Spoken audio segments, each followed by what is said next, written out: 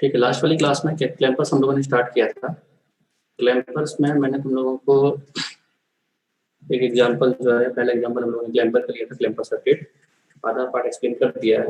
एक बार मैं जल्दी से जो है रिवाइज करता हूँ कि क्या क्या किया हम लोगों ने।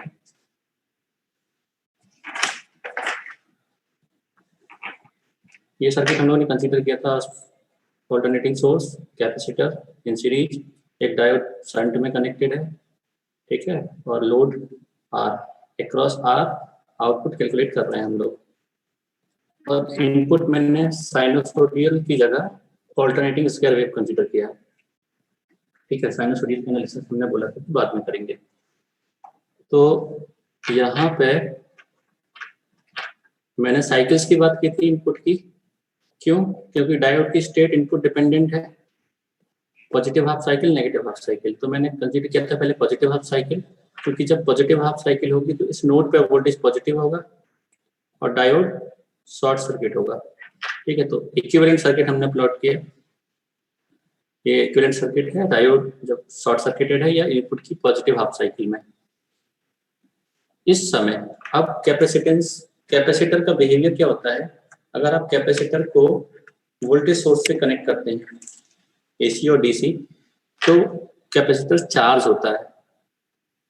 चार्ज कैसे होता है कि प्लेट जो पॉजिटिव से कनेक्टेड है दैट विल बी पॉजिटिव, और अदर दूसरी प्लेट जो होगी वो नेगेटिवली चार्ज जो है स्टोर करेगी। क्लियर है?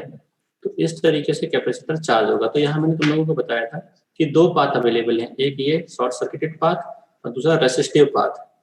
तो current always prefers least resistive path.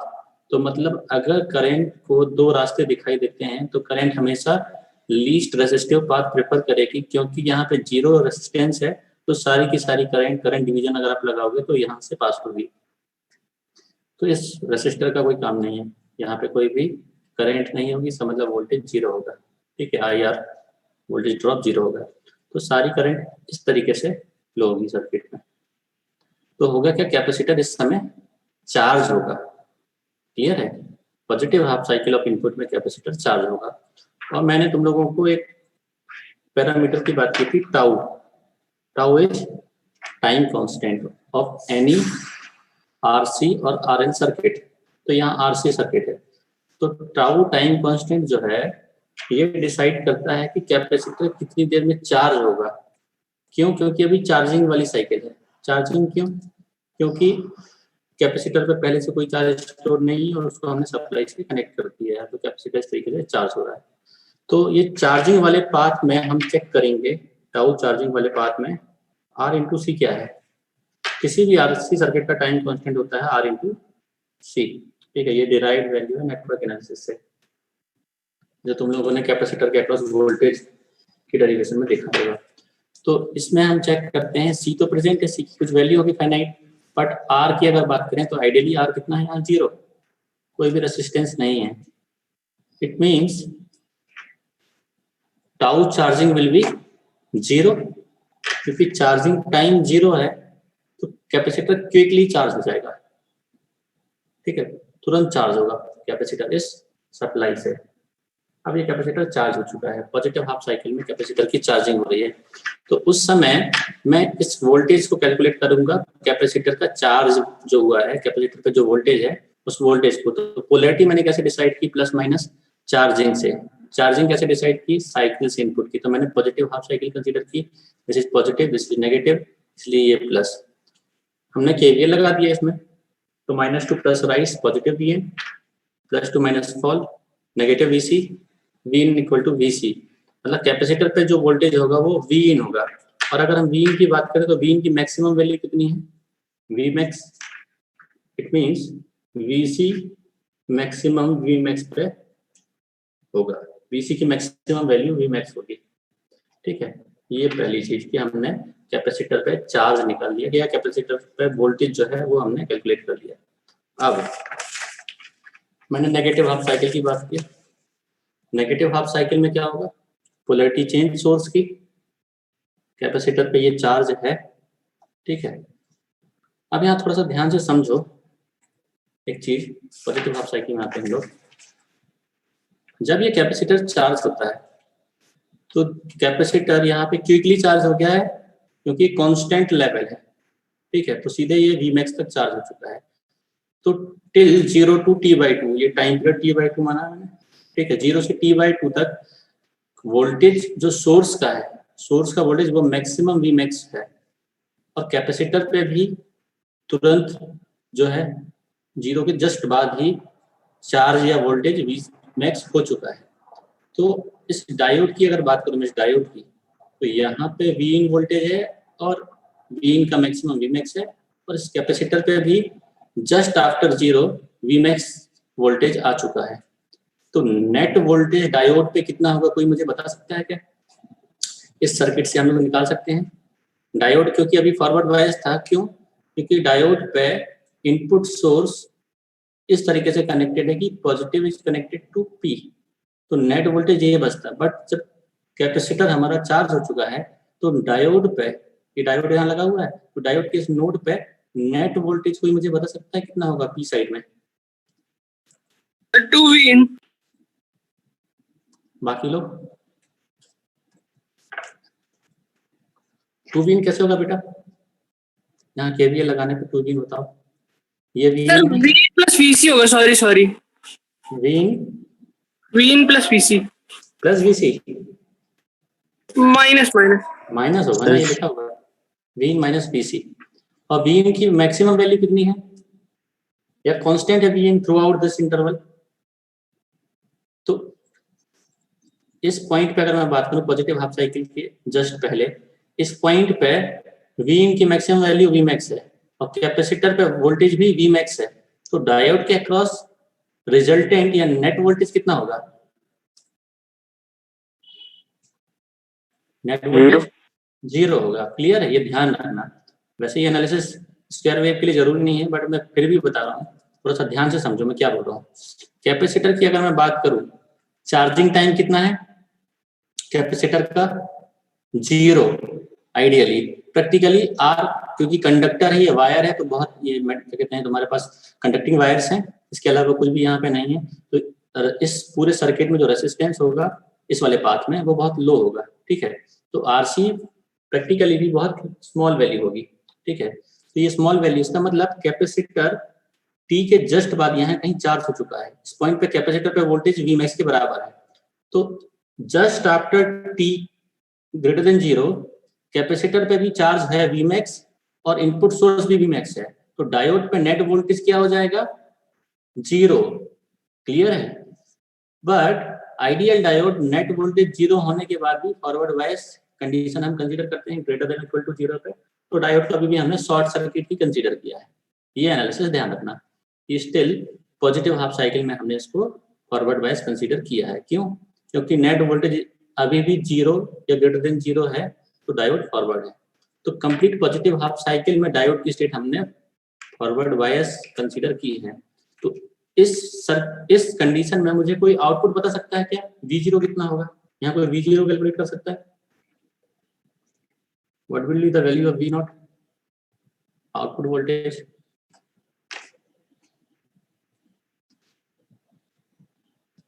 क्या होगी?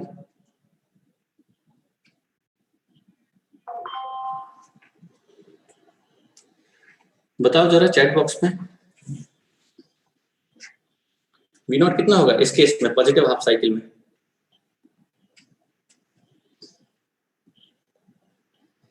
बाकी सब लोग बताओ, बाकी लोग भी बताओ V0 कितना होगा। और अराउंड 41 लोग हैं क्लास में, सब लोगों के रिस्पॉन्स चाहिए मुझे। ठीक है, बहुत सारे लोगों को अभी भी कंफ्यूजन है, नेटवर्क एनालिसिस बहुत जो है तुम लोग ध्यान से ऑब्जर्व नहीं कर रहे हो, ठीक है। फिर से देखो, यहाँ मैंने बताया कि अभी तुम लोग एक्चुअली ये सर्किट या तो सही से नहीं बना हुआ, वहाँ दिखाई नहीं दे रहा है, इसलिए दिक्कत हो रही है कैलकुलेशन में, और भी दिक्कत है, ठीक है। मैं यहाँ पे रीड्रॉ कर रहा हूँ सर्किट सिर्फ पॉजिटिव हाफ साइकिल के लिए। मुझे बताओ जरा आउट कैसे कैलकुलेट करते हो हम लोग। Capacitor, diode short circuited in parallel with the resistance. Here we are calculating V0. This is R, this is C Vmax पे है, सर ये- वहाँ पे रेजिस्टेंस की जरूरत नहीं पड़ेगी, मतलब हटा सकते हैं उसे। हम बिल्कुल हटा सकते हैं। पैरेलल शॉर्ट सर्किट के पैरेलल में कोई भी रेजिस्टेंस है तो वो किसी भी काम का नहीं है। स्टिल आपने आउटपुट गलत कैलकुलेट किया है। ठीक है, ये एनालिसिस बहुत जो है क्या कहते हैं इम्पोर्टेंट एनालिसिस तुमने ऑब्जर्व किया, बट मैं आउटपुट की वैल्यू पर गलत कैसे निकाल दी तुमने? अगर ये सर पैरेलल में कैपेसिटर पे भी वही होगा, और जो शॉर्ट सर्किटेड ब्रांच है उसमें भी VN ही होगा। शॉर्ट सर्किट के पैरेलल में कोई भी पैसिव एलिमेंट है वो किसी भी काम का नहीं होता। क्यों किसी भी काम का नहीं है? क्योंकि वहां से कोई भी करंट पास नहीं होगी, सारी की सारी करंट शॉर्ट सर्किट से पास होगी। इट मींस वोल्टेज ड्रॉप उस पैसिव एलिमेंट पे जीरो होगा। क्यों जीरो होगा? क्योंकि उस पैसिव एलिमेंट में करंट जीरो होगी। ठीक है, ऑब्जर्वेशन फिर से ध्यान से सुनो। शॉर्ट सर्किट के पैरेलल में, ये शॉर्ट सर्किट है, शॉर्ट सर्किट के पैरेलल में अगर कोई पैसिव एलिमेंट है RLC, तो वो किसी भी काम का नहीं, इसको रिमूव किया जा सकता है। क्यों रिमूव किया जा सकता है? क्योंकि उस ब्रांच से करंट फ्लो नहीं होगी। करंट फ्लो नहीं होगी मींस करंट जीरो है, करंट जीरो है मींस ड्रॉप जीरो होगा उस एलिमेंट पे।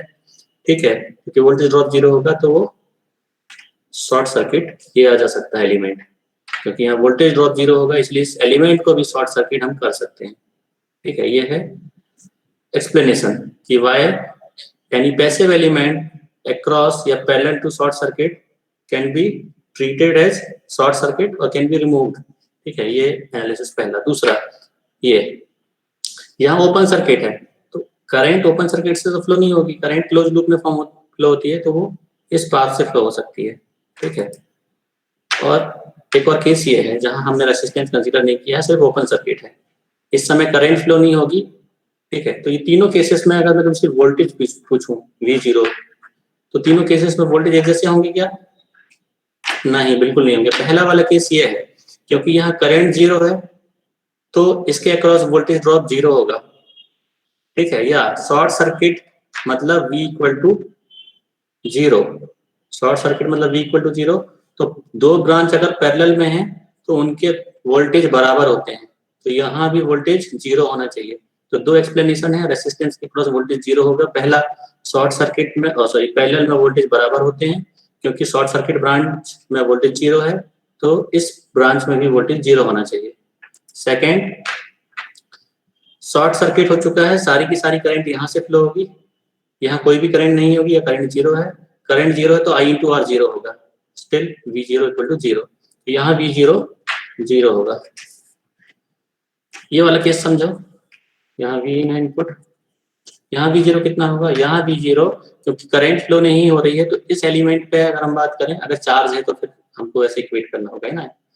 यहाँ हमने सब कुछ कंसीडर किया है V मैक्स, ये V है, तो हम यहाँ KVL लगा के, KVL ओपन सर्किट में KVL लगा सकते हो। ओपन सर्किट में वोल्टेज को हम एल्जेब्रिक सम वोल्टेज का जीरो कर सकते हैं।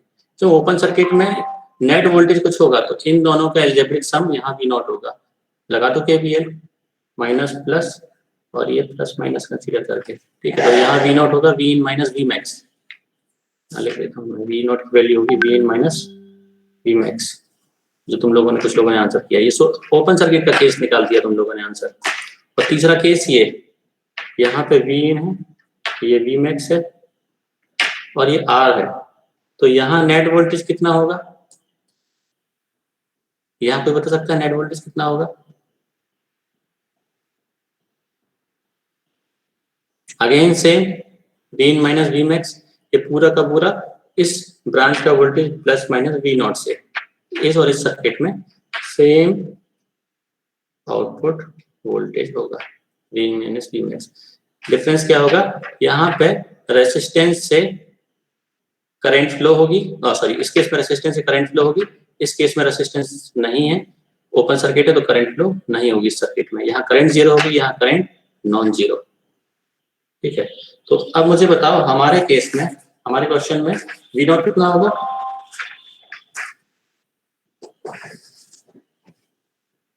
यहाँ V0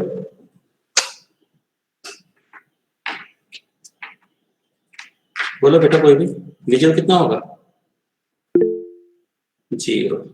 ठीक है, अब आते हैं सेकंड केस में। नेगेटिव हाफ साइकिल में डायोड ओपन सर्किट। ठीक है, क्यों ओपन सर्किट होगा? एक और कारण है, ये वोल्टेज जो ये जो कैपेसिटर का चार्ज है इसने डायोड को रिवर्स कर रखा है, और अब क्योंकि सोर्स भी ऑपोजिट हो चुका है तो नेट वोल्टेज नेगेटिव है।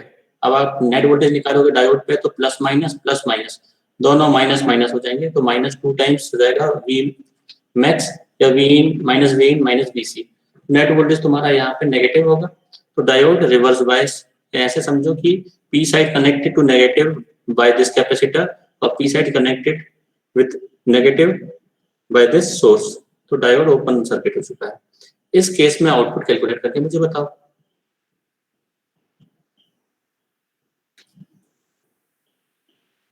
इस केस में आउटपुट वोल्टेज कितना होगा?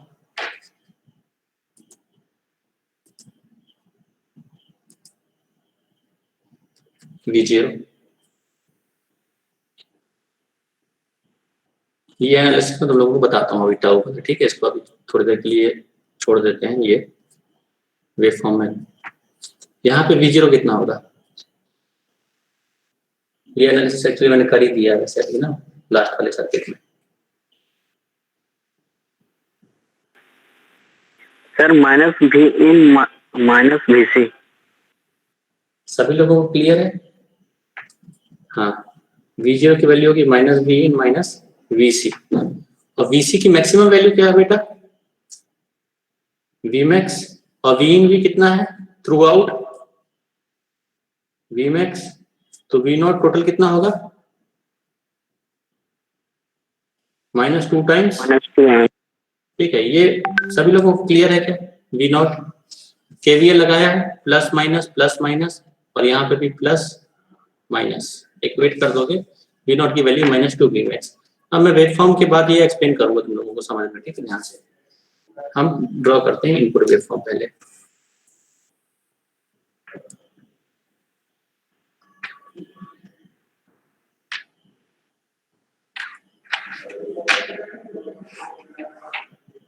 This is V, this is V out.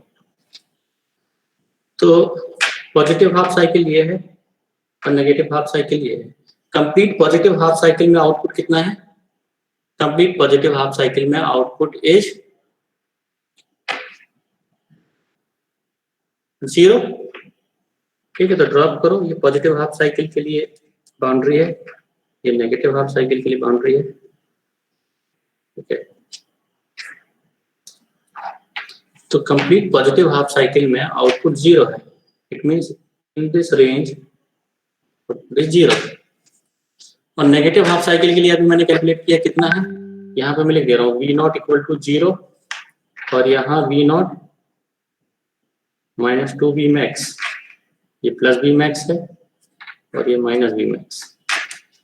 तो इस रेंज में सीधे सीधे output -2 Vmax, -2 Vmax। Again positive half 0 होगी, फिर -2 Vmax, फिर 0। यही वेव फॉर्म होगा आउटपुट वेव फॉर्म, फिर 0।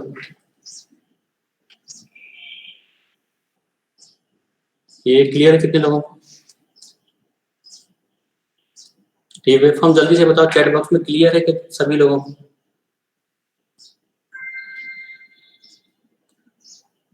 ठीक है। अब एक बहुत इंपॉर्टेंट ऑब्जर्वेशन है, वो समझो। ये जो मैंने लिखा हुआ डिस्चार्जिंग। अब देखो क्या होगा, मैंने पहले बात की थी चार्जिंग की। तो कभी भी अगर कैपेसिटर चार्ज हो चुका है, ठीक है, कैपेसिटर अगर चार्ज प्रेजेंट है और कैपेसिटर को अपॉर्चुनिटी मिलती है डिस्चार्ज होने की, तो वो डिस्चार्ज होगा। अपॉर्चुनिटी मतलब अगर कोई रेसिस्टेंस मिलता है, ठीक है।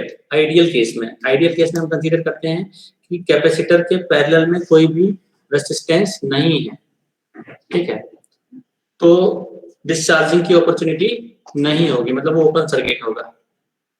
कैपेसिटर के शंट में एक रेसिस्टेंस होगा तो ओपन सर्किट है। और अगर आपने कंसीडर किया कि आइडियल नहीं है, प्रैक्टिकल है, तो थोड़ा सा लीकेज होगा, ठीक है। फाइनाइट वैल्यू होगी वो शंट में जो रेसिस्टेंस होगा, और वहां से करंट फ्लो होगी, मतलब कैपेसिटर पे आप कुछ कनेक्ट नहीं भी करोगे प्रैक्टिकल कैपेसिटर पे तो वो कुछ टाइम के बाद डिस्चार्ज हो जाएगा, जैसे बैटरी ड्रेन अपने आप हो जाती है ज्यादा टाइम के लिए रखी गई तो। ठीक है, अब यहाँ पे क्योंकि कैपेसिटर पहले से चार्ज है Vc equal to V max तक, और अब नेगेटिव हाफ साइकिल आ चुकी है, इसलिए डायोड रिवर्स बायस है, तो जो करंट है वो इस पाथ से फ्लो हो रही है, और इस समय जो पाथ है वहां आर है। ठीक है, दिस इज आर। तो ये कैपेसिटर इस रेसिस्टेंस के अक्रॉस डिस्चार्ज हो सकता है, इस लोड पे डिस्चार्ज हो सकता है, मतलब अपना चार्ज इस रेसिस्टेंस को प्रोवाइड कर देगा। तो हम इसको बोलते हैं टाउ डिस्चार्ज। वहां चार्जिंग बोला था, यहाँ डिस्चार्जिंग। वहां पे क्योंकि आर नहीं था तो आर इंटू सी 0, क्योंकि यहाँ आर है तो R into C finite value होगी, तो आर सी यहाँ पे प्रेजेंट है। इसका मतलब क्या है कि इतना टाइम लगेगा कैपेसिटर को डिस्चार्ज होने के लिए, आर सी। ठीक है, प्रैक्टिकली हम बोलते हैं कि कम से कम 5 टाउ का टाइम लगता है। ठीक है, 5 टाउ मतलब ये तो टाइम कांस्टेंट हो गया। ठीक है, तो कम से कम 5 टाउ जो है टाइम लेगा, इसका 5 टाइम्स डिस्चार्जिंग के लिए जरूरी है। तो हम यहाँ पे मैंने कंडीशन बताई है कि जो डिस्चार्जिंग टाइम है इस आरसी सर्किट का वो टाइम पीरियड के हाफ से ज्यादा है।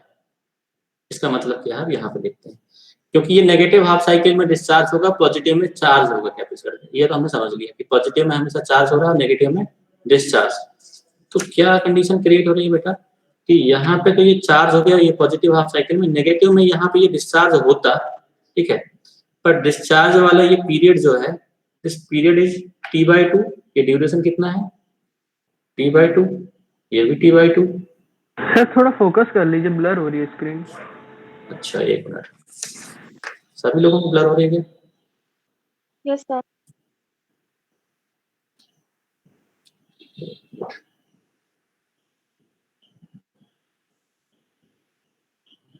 पहले बताना चाहिए था। अभी अभी भी ब्लर है क्या? Yes sir. Yes sir, blur है। तो ये अगर कनेक्टिविटी की इसमें कनेक्टिविटी मीन्स मोबाइल से मैं स्ट्रीम कर रहा हूँ, इसीलिए होगा शायद। एक मिनट रुको जरा, ठीक है एक मिनट रुको।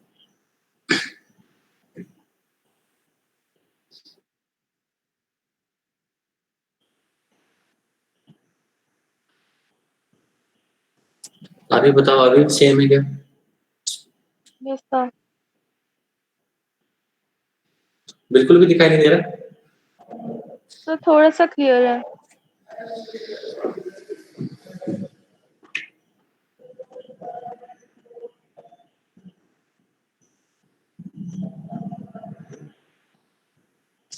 यस सर, अब हो गया क्लियर। क्लियर है बाकी लोगों को? Yes sir. Yes sir. ठीक है। तो मैंने बेटा ये कंसीडर किया है, ये डिस्चार्जिंग वाला ऊपर जो मैंने कंसेप्ट बताया वो तुम लोगों को समझ में आया? फिर से बोलूं, देखो फिर से एक ऑब्जर्वेशन। मैंने ये बताया कि डिस्चार्जिंग हो रही है नेगेटिव हाफ साइकिल में, क्यों? क्योंकि अपॉर्चुनिटी है कैपेसिटर के पास इस रेसिस्टेंस से डिस्चार्ज होने की। तो ये वाले पाथ से करंट फ्लो होगी, क्योंकि इस पाथ में रेसिस्टेंस है तो कैपेसिटर डिस्चार्ज होगा। ठीक है, और डिस्चार्जिंग टाइम कांस्टेंट पे डिपेंड करता है। आरसी सर्किट किसी भी क्या कहते हैं आरएल आरसी सर्किट के लिए discharging time in general charge हम कंसीडर करते हैं 5 tau. Charging discharging time 5 tau, तो 5 टाइम्स टाउ के बराबर इसको टाइम चाहिए डिस्चार्ज होने के लिए। इतनी देर में कैपेसिटर पे जितना भी चार्ज होगा वो 0 हो जाता है, ऑलमोस्ट 0, मतलब कि अराउंड 99% डिस्चार्ज हो जाएगा। ठीक है, ये सर्किट का ऑब्जर्वेशन होता है आरसी सर्किट, वहां से हम निकालते हैं कैपेसिटर के अक्रॉस वोल्टेज से। तो ये जो आरसी है, मैंने तुम लोगों को यहाँ पे कंस्टेंट बताया है कि डिस्चार्जिंग टाइम t/2 से ज्यादा है। t/2 is time period of waveform. ठीक है, तो टाइम पीरियड जो है ये पूरा एक साइकिल t होती है, तो ये t/2 होगा, ये भी t/2 होगा। और पॉजिटिव में क्योंकि चार्ज होता है, नेगेटिव में डिस्चार्ज होता है कैपेसिटर इस सर्किट में।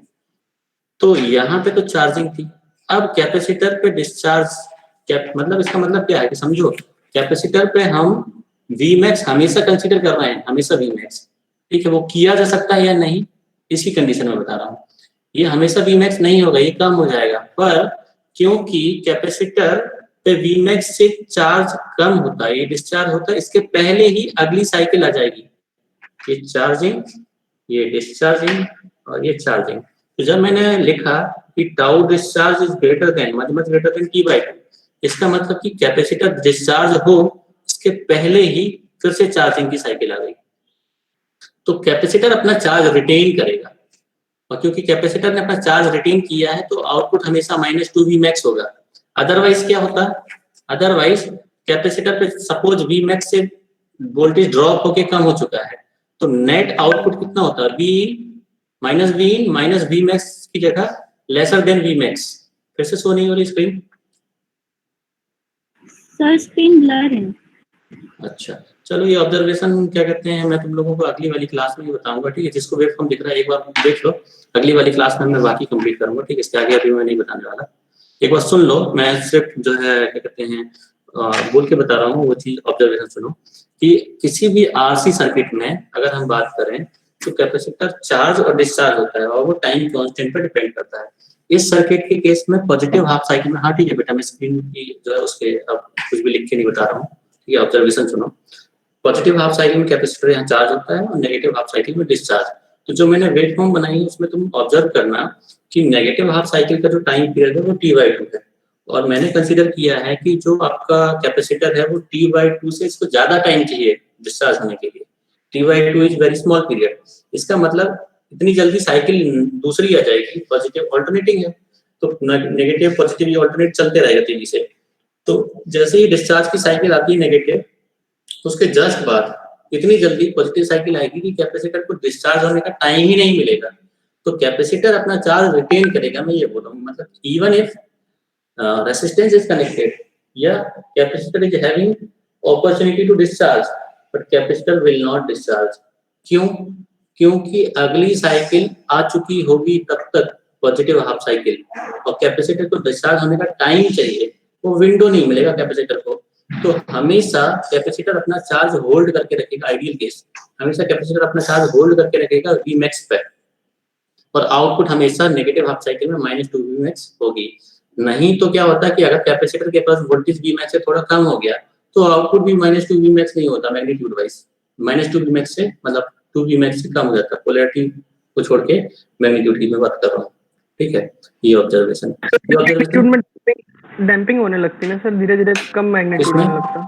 हाँ वही मैं बोल रहा हूँ बेटा कि वो डैम्पिंग होगी और कैपेसिटर अपना चार्ज लूज करेगा, बट क्योंकि यहाँ पे अपॉर्चुनिटी नहीं मिलेगी कैपेसिटर को डिस्चार्ज होने की, क्यों, ऑल्टरनेट साइकिल है चार्जिंग डिस्चार्जिंग की, तो जो थोड़ा भी डिस्चार्ज होने मतलब थोड़ा भी टाइम जो मिलेगा डिस्चार्जिंग का, उसमें जो चार्ज वो लूज करेगा अगली साइकिल चार्जिंग में वो रिटेन कर लेगा। इसका मतलब हम कंसीडर कर रहे हैं कि capacitor is holding that voltage discharge. ये कितने लोगों को ऑब्जर्वेशन समझ में आया कि कैपेसिटर डिस्चार्ज नहीं हो पा रहा है यहाँ पे इस सर्किट में, ठीक है। आइडियल प्रैक्टिकली सर्किट में थोड़ा सा यहाँ पे अगर मैं बात करूँ जिसको वेवफॉर्म देख रही होगी तो ये थोड़ा सा इस तरीके से होगा, ठीक है। जो आप डैम्पिंग बोल रहे हो ना विकास, वो इस तरीके से वोल्टेज जब हम क्या कहते हैं, अगर ये आपकी लैब नहीं लग रही है तो मैं तुम लोगों को क्लिपर और क्लैम्पर इनके जो है ब्रेडबोर्ड में सर्किट बना के और हम लोग CRO में वेवफॉर्म एनालाइज करते हैं, तो ये ऑब्जर्वेशन हम लोगों को प्रैक्टिकल सर्किट का मिलता है कि एक्चुअली जो है कितने परसेंट, क्योंकि आइडियल केस में कैपेसिटर चार्ज लूज नहीं करेगा बट प्रैक्टिकली तो चार्ज लूज करेगा ही, even if this is small, थोड़ा सा चार्ज लूज करेगा, तो ये वोल्टेज थोड़ा सा ड्रॉप हो जाएगा। इस टाइप की शेप जो हम लोगों को मिलेगी प्रैक्टिकली, ठीक है, आइडियली नहीं। ये ऑब्जर्वेशन कितने लोगों को समझ में आया बताओ जरा? क्लियर है सर। बाकी लोग बताओ चैट बॉक्स में बताओ मुझे, ठीक है। ये बोल के मैंने बताया आउटपुट वेव फॉर्म में चार्ज रिटेन करने की बात,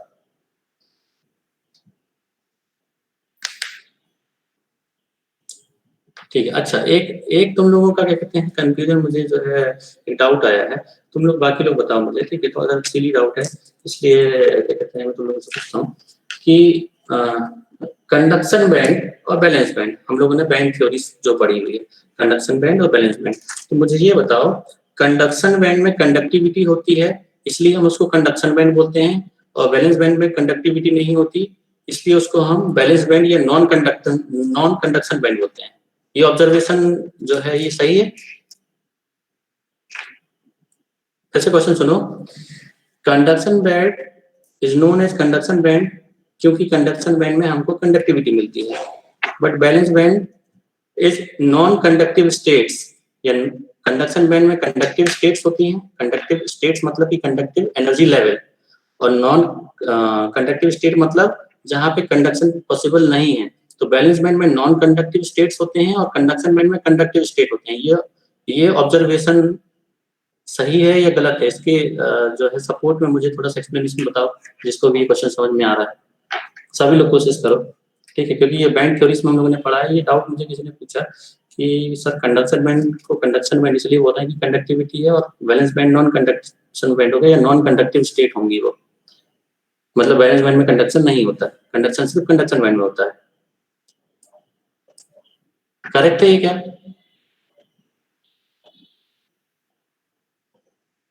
कोई भी बताओ अनम्यूट करके।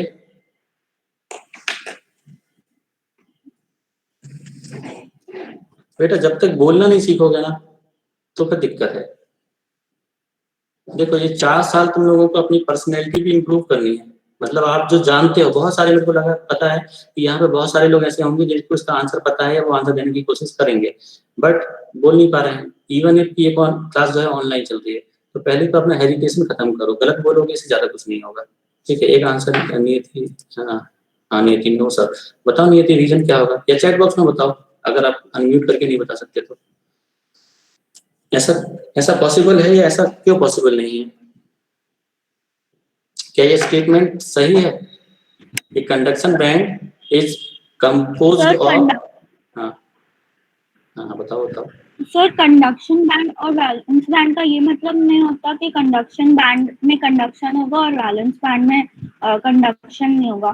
कंडक्शन तब होता है जब वैलेंस बैंड और कंडक्शन बैंड के बीच का गैप जो होता है उसमें इलेक्ट्रॉन ट्रैवल इजीली कर सकते हैं। अगर वो ट्रैवल नहीं कर पाते हैं तो वो कंडक्शन पॉसिबल नहीं होगा। लेकिन अगर कंडक्शन बैंड और वैलेंस बैंड को हम स्पेसिफिकली बोल रहे हैं कि कंडक्शन बैंड में इलेक्ट्रॉन कंडक्ट करेगा और वैलेंस बैंड में नहीं होगा, तो वो गलत स्टेटमेंट होगा। हाँ बेटा एक एकदम जस्टिफिकेशन क्लियर है कि ट्रांजिशन डिपेंडेंट है। अब मुझे थोड़ा सा एक पॉइंट और, बाकी लोग भी सुनो क्वेश्चन, कि बैलेंस बैंड, क्योंकि आपने बोला कि कंडक्शन बैंड में कैरियर चला गया और वहां वो फ्रीली मूव करके कंडक्शन दे रहा है, इसलिए हम कंडक्शन बैंड बोलते हैं। तो बैलेंस बैंड में क्योंकि इलेक्ट्रॉन नहीं है तो क्यों हम उसको नहीं बोल सकते कि this is non conductive states?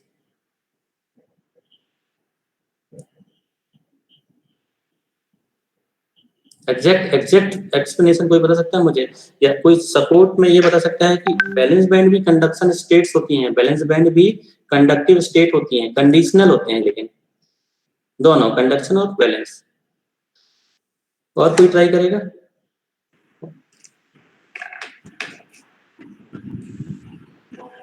Sir recombination की वजह से। रिकॉम्बिनेशन। और कोई? बाकी लोग बेटा ट्राई करो, कुछ तो आंसर दो। ऐसे मतलब जो है रिस्पांस दोगे कि पूरा जो है सेमीकंडक्टर फिजिक्स कंप्लीट हो गया और एक अगर क्वेश्चन पूछा जाए और आप लोग शांत बैठे हो सारे के सारे, ठीक है। पॉसिबिलिटी गलत की होगी, इससे ज्यादा कुछ नहीं होगा ना।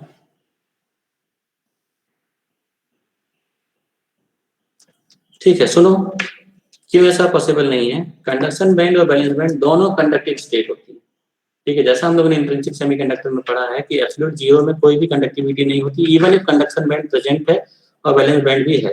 बैलेंस बैंड में होते हैं बाउंड इलेक्ट्रॉन्स। बाउंड इलेक्ट्रॉन्स मतलब जो फ्री नहीं है। जब हम टेम्परेचर राइज करते हैं, इंट्रिंसिक में समझो, इंट्रिंसिक में जब हम टेम्परेचर राइज करते हैं तो ट्रांजिशन होता है जिसको हम बोलते हैं electron hole pair regeneration, regenerate होते हैं। तो इलेक्ट्रॉन एक्साइट करके ऊपर जाता है और नीचे क्या छोड़ के जाता है, एक होल।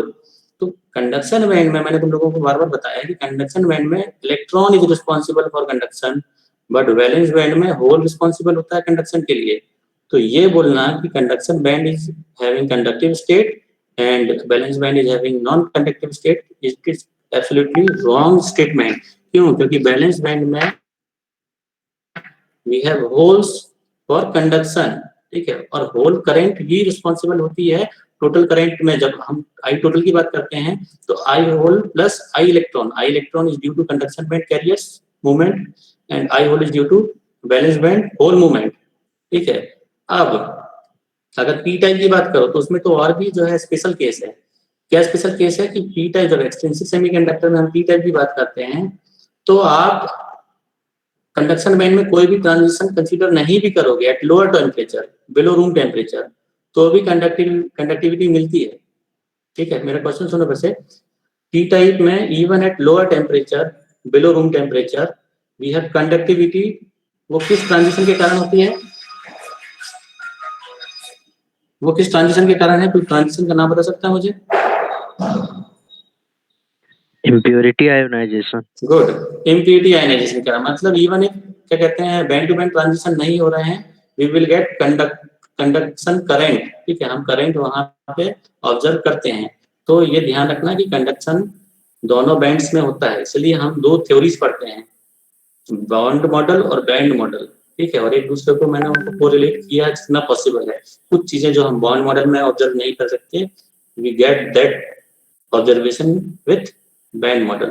ठीक है, अगली क्लास मैथ्स की शायद तुम लोगों की है ना, और क्योंकि अभी क्लासेस जो है ये विजिबिलिटी कम है तो मैं जो है क्लास एंड कर रहा हूँ ना। अगली वाली क्लास में क्लैंपर्स में कंटिन्यू करूंगा। अच्छा, डीएसडी की, ठीक है। अगली वाली क्लास में मैं इसको कंटिन्यू करूंगा क्लैंपर्स को साइनसॉइडल इनपुट के साथ। ठीक है।